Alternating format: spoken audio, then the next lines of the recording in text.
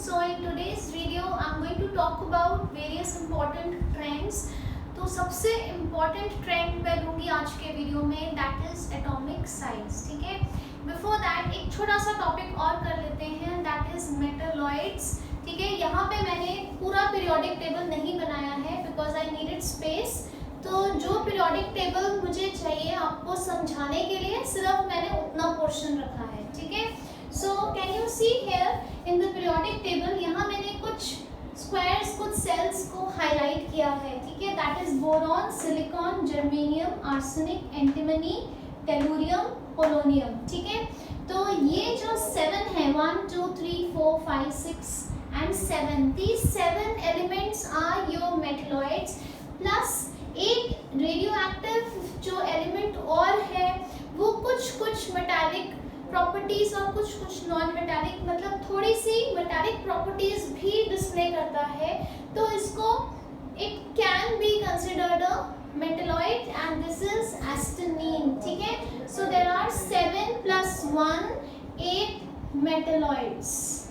ठीक है, आपको डायरेक्ट एमसीक्यू आ सकता है. और हमने पढ़ा था अपने क्लासिफिकेशन ऑफ मैटर में, व्हाट आर मेटलॉइड्स. मेटलॉइड्स वो एलिमेंट्स हैं जो कुछ प्रॉपर्टीज मेटल्स की और कुछ प्रॉपर्टीज नॉन मेटल्स की डिस्प्ले करते हैं. ठीक है, so as you can see the 17th group is halogens और ये नॉन मेटल्स हैं. बट एस्टेनीन जो है रेडियो एक्टिव है, लेकिन इसमें कुछ हल्की सी मेटालिक प्रॉपर्टीज हैं, जैसे इसकी अपीयरेंस. ठीक है, lustrous, right. So this is about metalloids. Now let's talk about the trends. ठीक है, तो पहली चीज जो हम डिस्कस करेंगे that is your atomic size. ठीक है, जब आप ट्रेंड्स पढ़ते हो कि कोई चीज कैसे जा रही है, मतलब डिक्रीज हो रही है, इंक्रीज हो रही है, तो आप पीरियोडिक टेबल में दो तरीके से ट्रेंड को पढ़ सकते हो. ठीक है, one is down the group, that is ऊपर से नीचे, top to bottom, down the group. ठीक है, और दूसरा तरीका ट्रेंड को पढ़ने का क्या है, across the period. Across the period मतलब आप हॉरिजॉन्टली पढ़ रहे हो, लेफ्ट टू राइट. ठीक है, so down the group is top to bottom and the second one is across the period. Across the period. और अक्रॉस द पीरियड कैसा है, across the period is left to right. ठीक है, horizontally पढ़ोगे आप. ठीक है, so across the period is left to right, right. तो सबसे इंपॉर्टेंट चीज जो पीरियोडिक टेबल में ट्रेंड्स में समझने वाली है, that is atomic size. Because most of the properties जो उसकी reactivity, metallic character, non metallic character, ionization energy, electron gain, enthalpy, so many things are all governed by this single entity that is atomic size. ठीक है, तो हम atomic size समझने के लिए हम दो बहुत इंपॉर्टेंट टर्म्स समझेंगे. One is atomic radius. ठीक है, और दूसरा क्या है, न्यूक्लियर चार्ज. आप सबने ये पहले भी पढ़ा हुआ है सेकंड चैप्टर में, लेकिन एक बार हम फिर से समझते हैं, right. So what is atomic radius. जैसे एक मैंने ये एटम बना लिया, ठीक है, ये न्यूक्लियस है और ये उसके शेल्स हैं. So what is atomic radius, it is the distance from the centre of the nucleus to the valence shell. ठीक है, अगर हम कहें कि एक एटम एक स्फीयर है, तो जो एक स्फीयर का नेचुरल रेडियस है वही आपका एटॉमिक रेडियस है, क्योंकि एटम भी क्या है, एटम भी एक स्फीयर है. And how do you define it, it's the distance from the centre, shortest distance क्योंकि स्ट्रेट लाइन है, from the centre of the nucleus to the valence shell. This is atomic radius. ठीक है, उसके बाद आ जाते हैं nuclear charge पे. ठीक है, न्यूक्लियर चार्ज भी हमने काफी डिटेल में पढ़ा है एटॉमिक स्ट्रक्चर में. What is nuclear charge, it is the force of attraction किसके बीच में, between the protons in the nucleus and the valence electron. ठीक है, बेसिकली जो न्यूक्लियस के अंदर प्रोटॉन्स बैठे हुए हैं वो किस फोर्स से, कितनी फोर्स ऑफ अट्रैक्शन से वैलेंस इलेक्ट्रॉन को अपनी तरफ अट्रैक्ट करते हैं, that is known as nuclear charge. Is it clear to you? ठीक है, साथ साथ प्लीज वीडियो पॉज करके आप डेफिनेशंस लिखते जाइए, very important to make notes. ठीक है, अब हम देखते हैं कि एटॉमिक साइज जो है डाउन द ग्रुप बढ़ता है कि कम होता है। ठीक है, सो लेट्स क्विकली रब आउट दिस। ठीक है,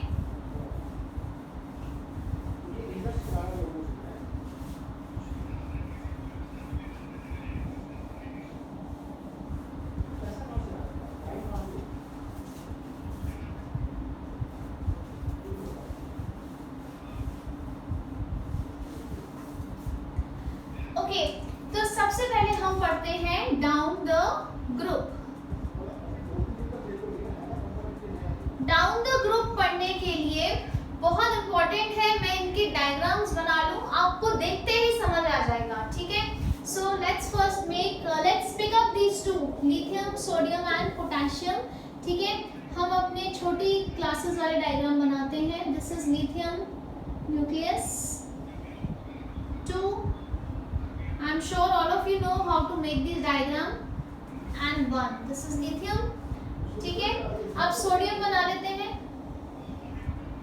this is sodium, this is 2, 8 and 1। ठीक है, so 1 2 2 3 4 5 6 7 8 and 1। ठीक है, lithium, sodium, so this is, हम इसको बोहर कॉन्फ़िगरेशन से ही समझ लेते हैं, दूसरी से भी समझ सकते हैं, पर इससे समझना बहुत आसान है। ये आपने किया भी हुआ है। 2 8 8 1, सो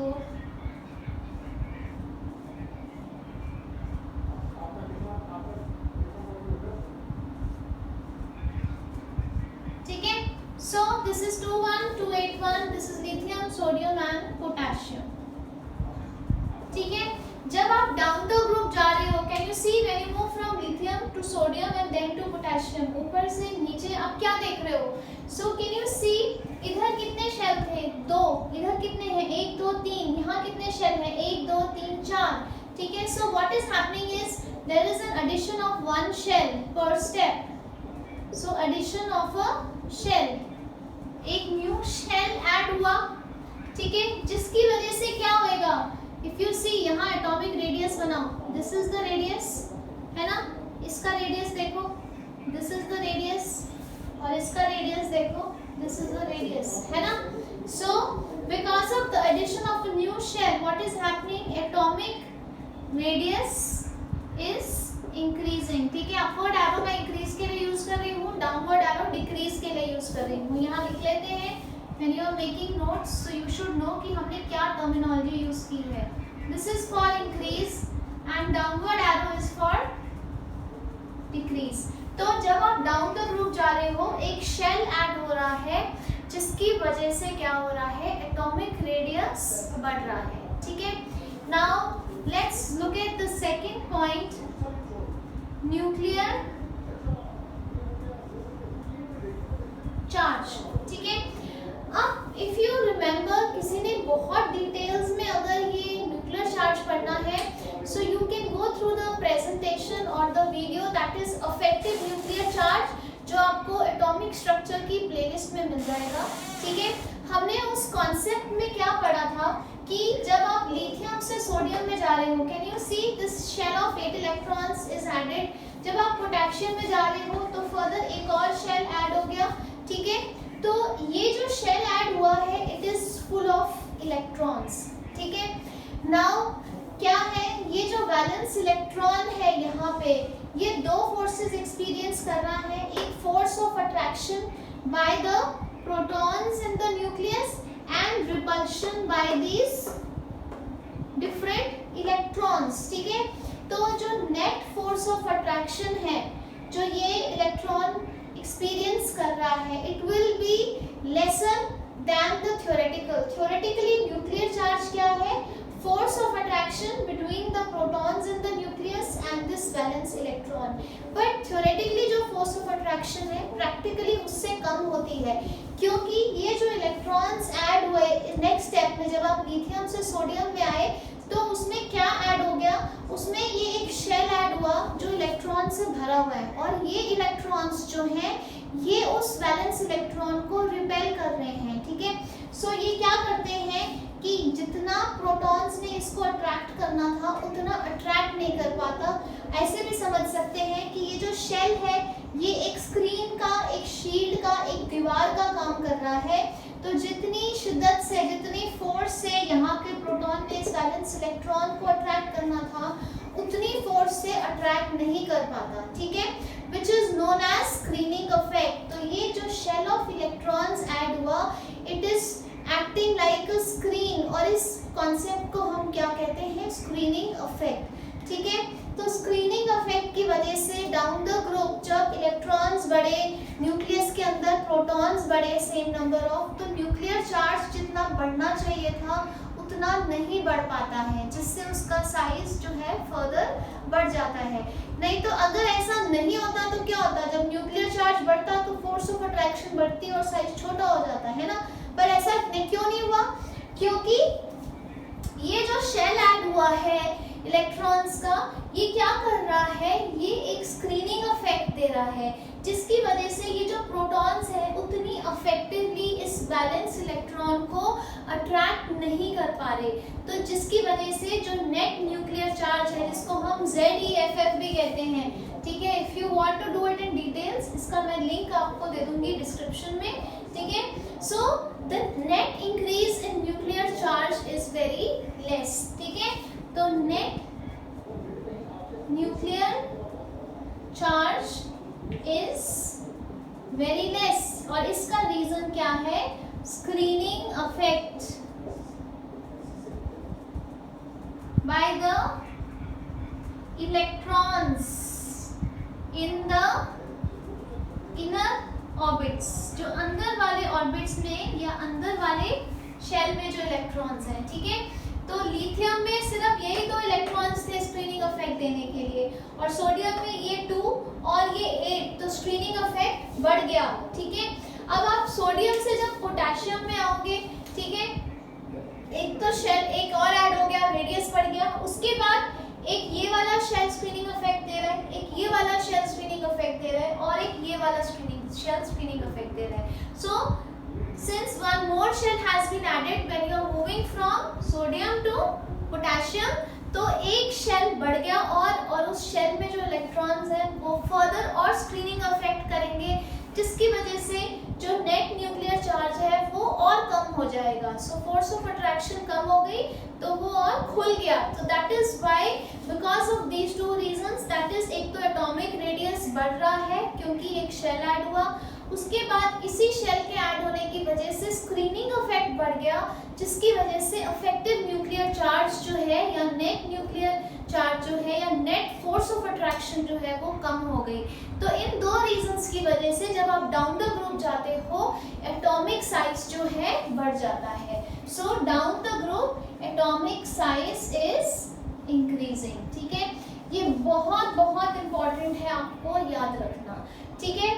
सो अभी तक हमने क्या पढ़ा? Down the group atomic size increases, clear है, right. So most of the groups in the periodic table follow it, but जो एक्सेप्शंस हैं वो हम अपने लास्ट वीडियो लेक्चर में करेंगे, क्योंकि बहुत इंपॉर्टेंट क्वेश्चन है ग्रुप 13 में। ग्रुप 13 में बिकॉज ऑफ सर्टेन रीजंस जो मैं तब टेकअप करूंगी, जो आपका एल्यूमिनियम का साइज है वो गैलियम से थोड़ा सा बड़ा होता है, ठीक है, राइट। सो यहाँ पे एक्सेप्शन आ जाएगी ग्रुप 13 में, ठीक है।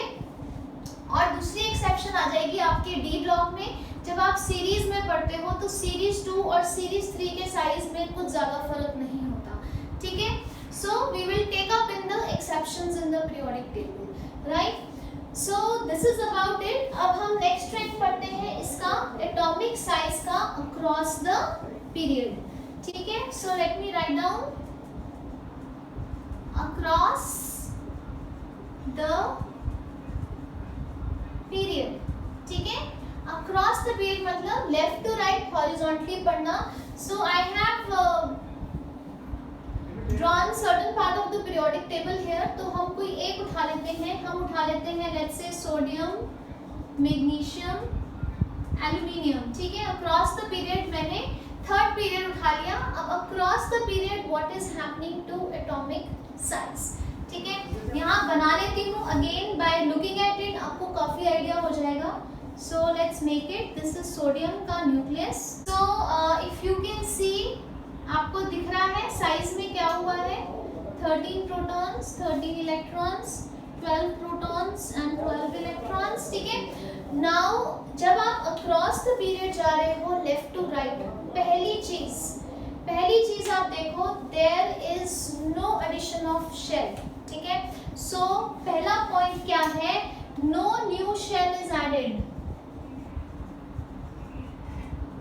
No new shell is added, so there is no increase in atomic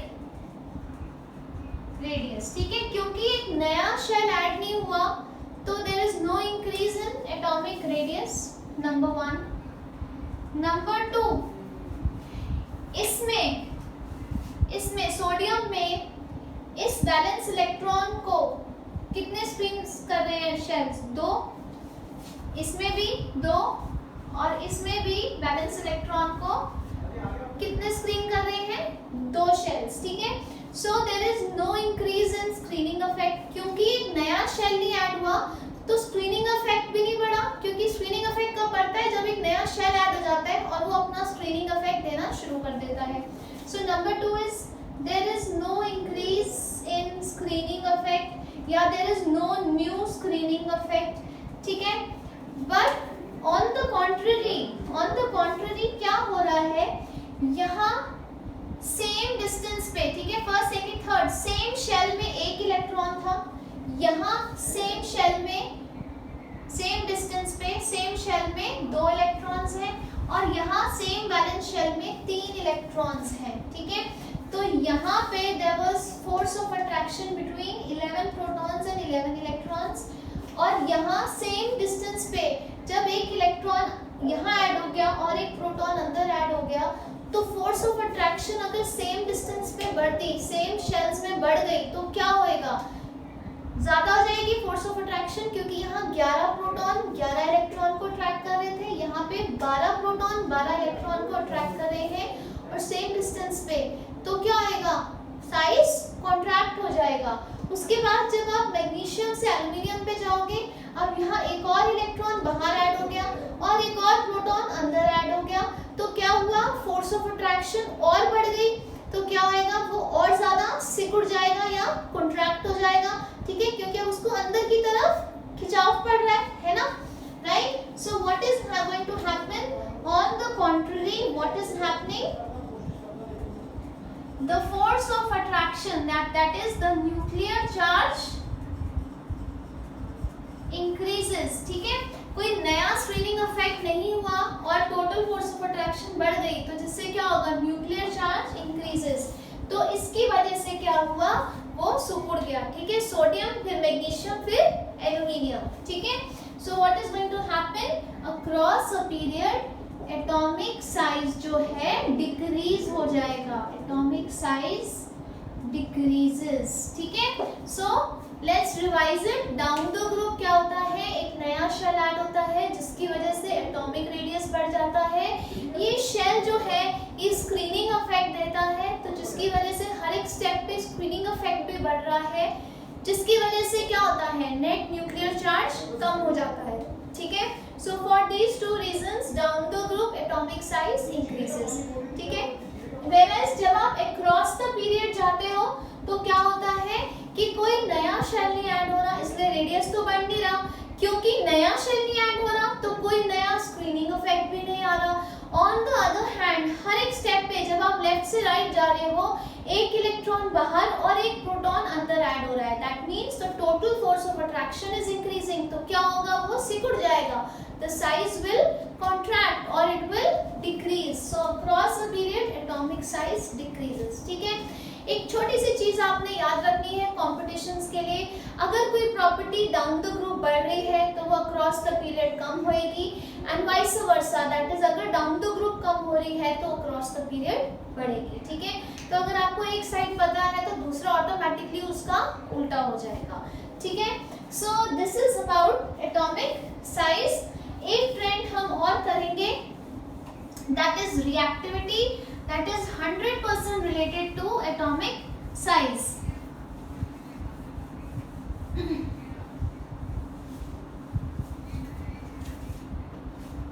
ठीक है, so we talk about reactivity. ठीक है, सो जब हम कहते हैं कोई एलिमेंट रिएक्ट कर रहा है तो वो क्या करता है, वो इलेक्ट्रॉन्स को गेन करता है या शेयर करता है या लूज करता है। ठीक है, so we have metals and we have non metals. तो जब हम रिएक्टिविटी पढ़ रहे हैं हम क्या देखेंगे, हम देखेंगे क्या इलेक्ट्रॉन लूज करना आसान हो रहा है या मुश्किल हो रहा है, या क्या इलेक्ट्रॉन गेन करना आसान हो रहा है कि मुश्किल हो रहा है। अगर इलेक्ट्रॉन लूज करना आसान होता जा रहा है तो उसकी रिएक्टिविटी बढ़ रही है, दैट इज मेटालिक नेचर बढ़ रही है।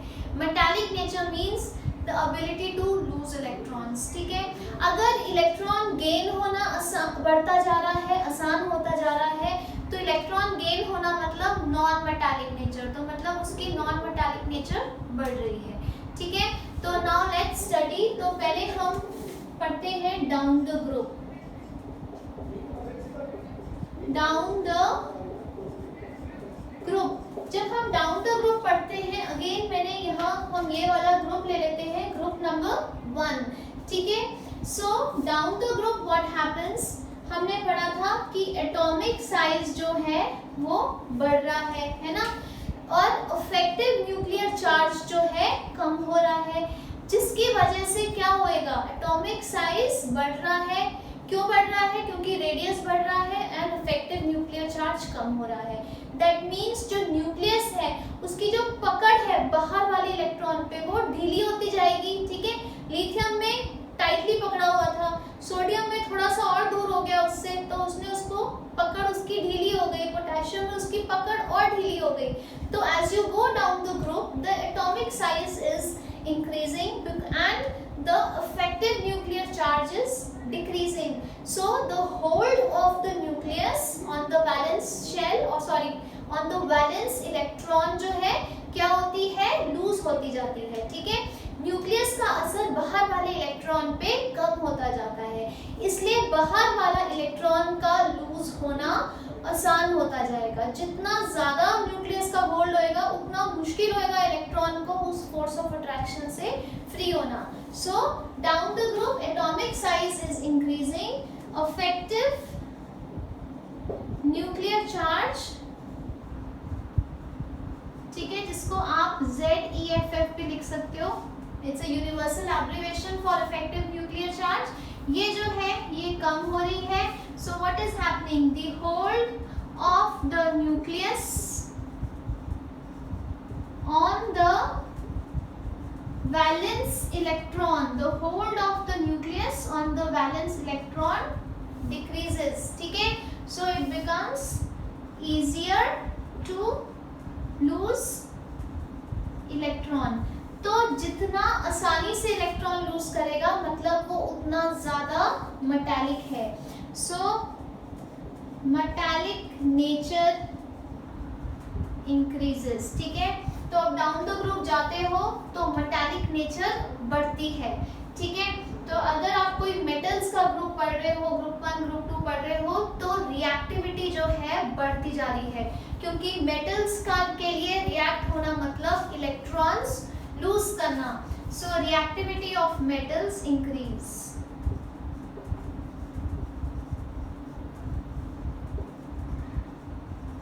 ठीक है, इसी के साथ में आपको down the group non metals का यही साइड पे कंपैरिजन कर लेते हैं। ठीक है, नॉन मेटल्स का रिएक्ट करना मतलब क्या होता है, मतलब है इलेक्ट्रॉन गेन या शेयर करना, है ना।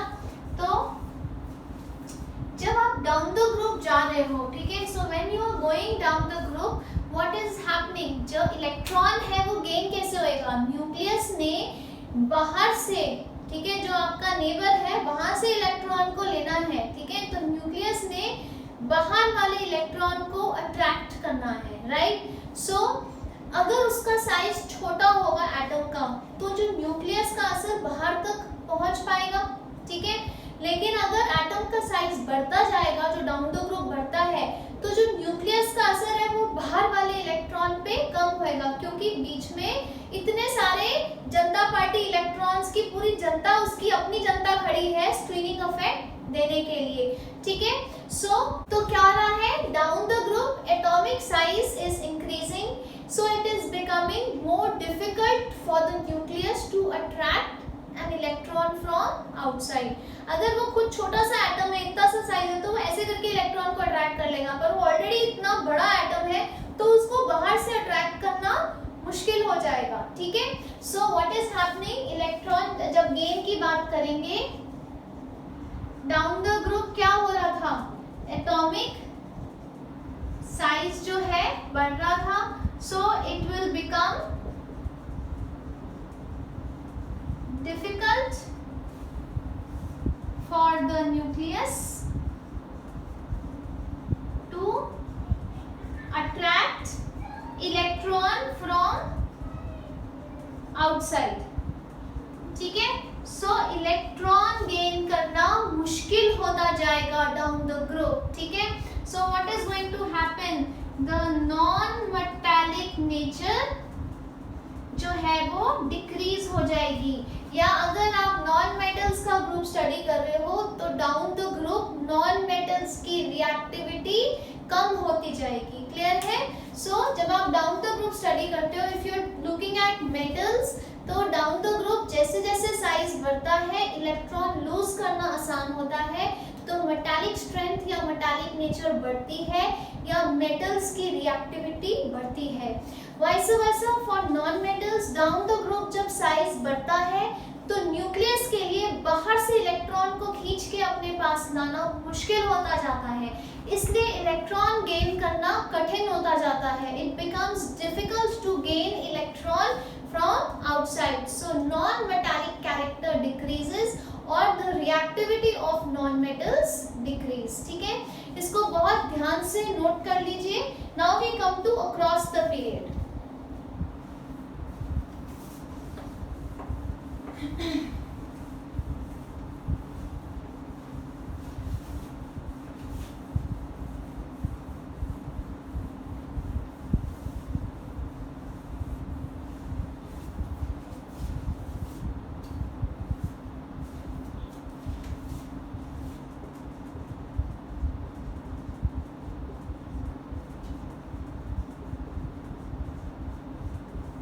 ओके, हम इस कॉन्सेप्ट को समझ लेते हैं। अक्रॉस द पीरियड क्या होता है, आपका एटॉमिक साइज कम हो रहा है, so atomic size is decreasing and the effective nuclear charge, that is the force of attraction, effective nuclear charge is increasing, that is size छोटा होता जा रहा है, न्यूक्लियस की पकड़ बाहर वाले इलेक्ट्रॉन पे बढ़ती जा रही है ना।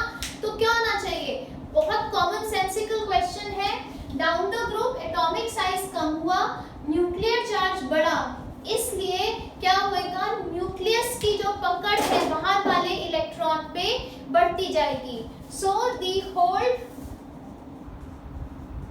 Of the nucleus on the valence electron will increase, ठीक है, क्योंकि साइज छोटा हो गया है, रेडियस कम हो गया है, तो न्यूक्लियस की पकड़ बाहर वाले इलेक्ट्रॉन पे बढ़ जाएगी। So it will become difficult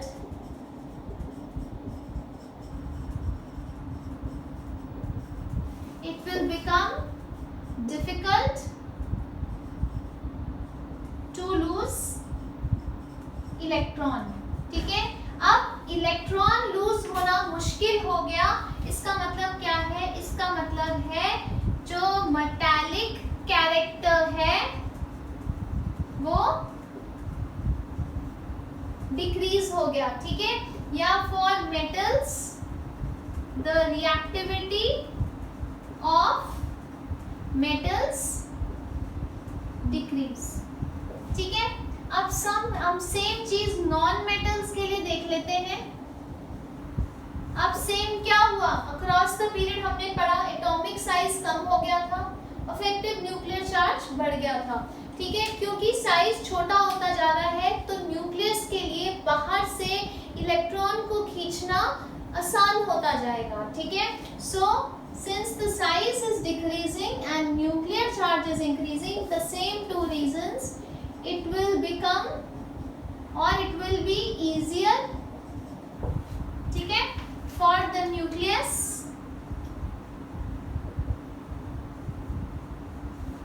to attract electrons from vicinity या from outside, पास से, विसिनिटी मतलब पास से, नेड़े से, ठीक है, राइट। सो इलेक्ट्रॉन्स अट्रैक्ट करना आसान हो गया, दैट मीन्स इलेक्ट्रॉन गेन करना इजी हो गया, ठीक है। सो नॉन मेटालिक कैरेक्टर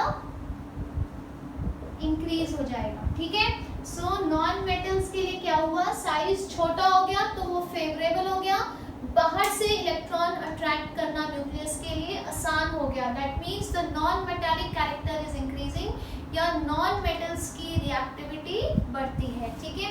इसको हम सम अप करते हैं अपने पीरियोडिक टेबल में। डाउन द ग्रुप क्या होता है, मेटालिक कैरेक्टर बढ़ता जाता है और नॉन मेटालिक कैरेक्टर कम होता जाता है, और अक्रॉस द पीरियड क्या होता है, जो मेटालिक कैरेक्टर है वो कम होता जाता है और non metallic character across the period बढ़ता जाता है। इसलिए आप पीरियोडिक टेबल में देखो तो यहाँ पे मेटल्स हैं, फिर मेटलॉइड्स आ गए, फिर नॉन मेटल्स हैं, ठीक है, क्योंकि अक्रॉस द पीरियड लूज करना मुश्किल हो रहा है और गेन करना आसान हो रहा है, ठीक है।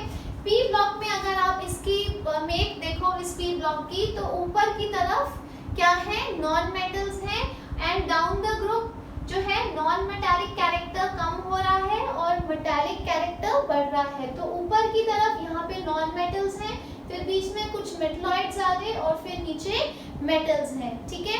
इसी के साथ आपको याद रखना है जो आपके मेटल्स हैं उनकी ऑक्साइड्स क्या होंगी, मेटल्स की ऑक्साइड होती है बेसिक ऑक्साइड्स, ठीक है। आपको ऐसे भी याद रहेगा क्योंकि हमने इसका रीजन दिया था कि ये जो अल्कली मेटल्स, इनको अल्कली क्यों कहते थे, क्योंकि इनकी ऑक्साइड्स बेसिक थी। जैसे जैसे मेटालिक कैरेक्टर कम होता जा रहा है, इनके ऑक्साइड्स की बेसिक नेचर कम हो रही है, तभी इफ यू सी जैसे जिंक है, एल्युमिनियम है, इनकी एम्फोटेरिक ऑक्साइड्स हैं, इनकी जो ऑक्साइड्स की बेसिक नेचर कम हो गई, ठीक है। उसके बाद जो नॉन मेटल है इनकी ऑक्साइड्स क्या होती हैं, एसिडिक होती हैं, ठीक है, एसिडिक ऑक्साइड्स, क्लियर। सो जैसे जैसे आपका नॉन मेटालिक कैरेक्टर कम हो रहा है और मेटालिक बढ़ता जा रहा है, तो ऊपर वाली ऑक्साइड्स जो है वो एसिडिक है, फिर बीच में एम्फोटेरिक आ जाएंगी और फिर बेसिक आ जाएंगी, ठीक है। सो इस पूरे पीरियोडिक टेबल का मेकअप अगर जहाँ पे मेटल्स हैं, नॉन मेटल्स हैं, हर एक का एक बहुत लॉजिकल रीजन है, ठीक है। That brings an end to today's video lecture, ठीक है। सो इसको अब बहुत ध्यान से पढ़िए, सुनिए, नोट्स बनाइए, ठीक है। And in the next video we are going to talk about some very important properties, that is ionization energy, electron gain enthalpy and electronegativity, ठीक है। So meanwhile stay safe, stay home.